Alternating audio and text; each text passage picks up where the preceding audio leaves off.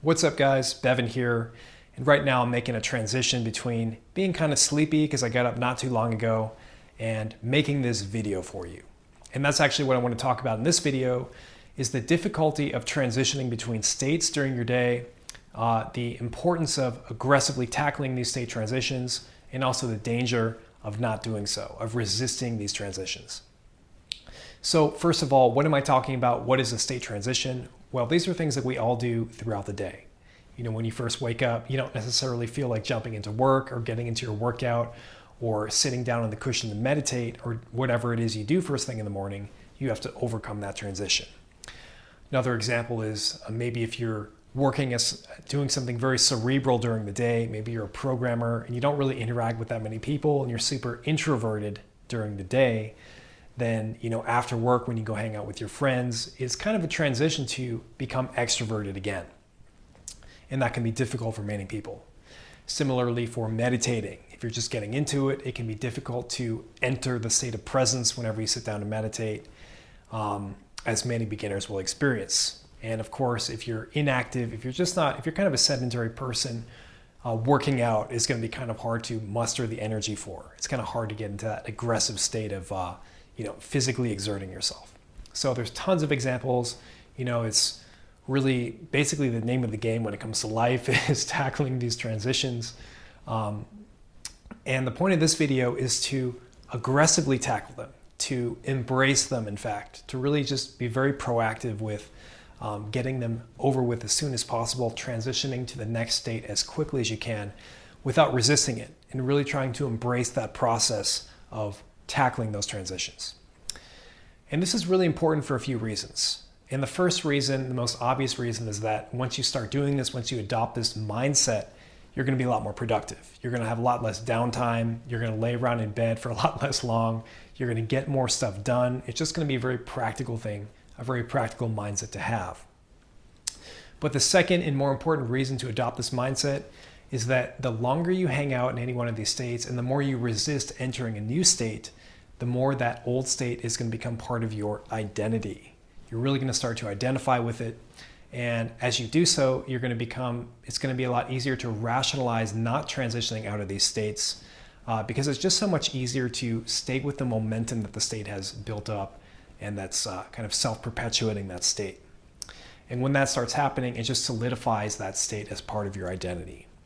So again, we can just go down that list and look at examples.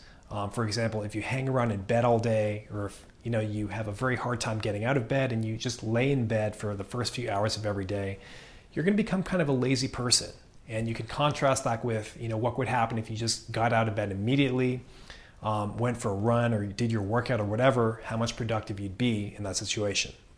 Also, if you always do introverted stuff, eventually it's going to become harder and harder to get extroverted. Granted, some people are more introverted or extroverted than others, but for a lot of us, it just depends what we've been doing recently, what we're in the habit of doing.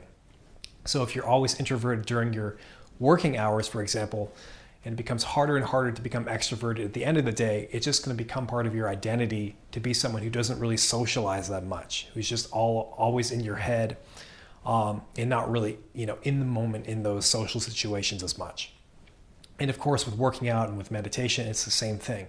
The less you do of it, the harder it's going to be to do it. And you're going to incorporate the non-meditator or non-active person identity into your ego, which obviously is dangerous because you're, unwittingly incorporating these unresourceful identities, and it's just not a good thing. And this is really easy to see in other people. For example, we all know people who are physically inactive and who've incorporated that as part of their identity. They just don't work out, they don't do sports because it's not them. It's just not something they do. And this is the same for some people who don't meditate, who tell themselves it's just not them. It's just not something they're capable of doing because their mind is just too distractible. And the same thing goes for some people who are lazy or who watch too much TV or who are unhealthy, etc.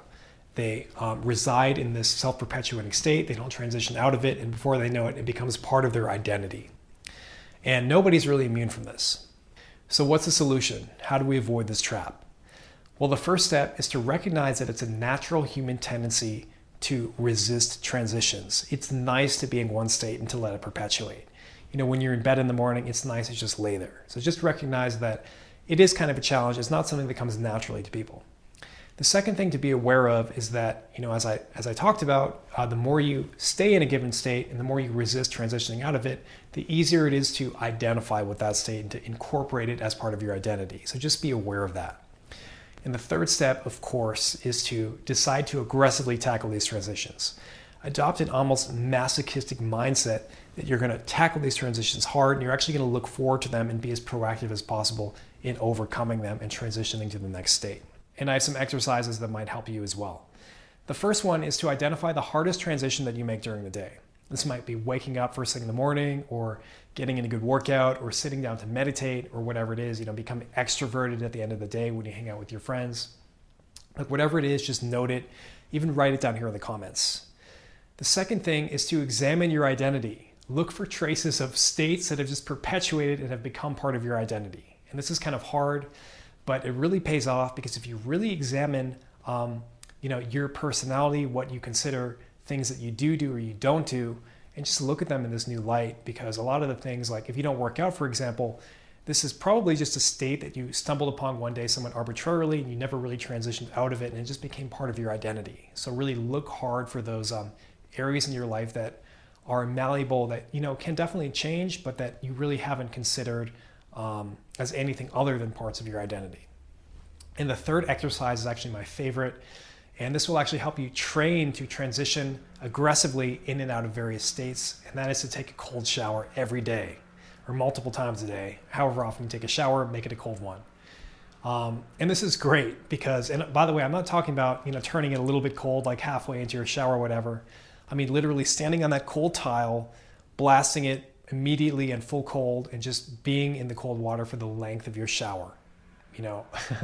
It sounds kind of extreme, and at first it's kind of uncomfortable, but it's really amazing because it does train you to accept these rapid state changes, and it really just makes you more alive and just gets you in that frame of mind of taking these challenges day in and day out, really conditioning yourself to aggressively transition between states. And going for cold water swims is another great one, and it just kind of instills that mentality that I like so much.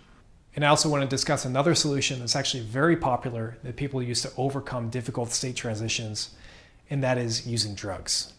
And for every example I mentioned, people use drugs to overcome those transitions, whether it's waking up in the morning, for which you drink a cup of coffee, or becoming extroverted in a social mood at the end of the day, for which people drink alcohol. And a lot of people smoke weed in order to get into a meditative state, or they take a pre-workout supplement to get psyched up for a workout. Well, you don't actually need any of those to transition between those states. You can do it all from within. You don't have to rely on an external source of stimulus to help you. So I urge you to discipline yourself to tackle these transitions yourselves, make it a habit, adopt that mindset, this almost masochistic mindset of aggression when it comes to tackling these transitions. And also just be aware of the tendency to resist transitions and to incorporate these self-perpetuating states into your identity. Anyway, that's all I've got for now. Hope you got some value out of this video. Thank you for watching. If you did enjoy it, please subscribe, and I'll talk to you next time.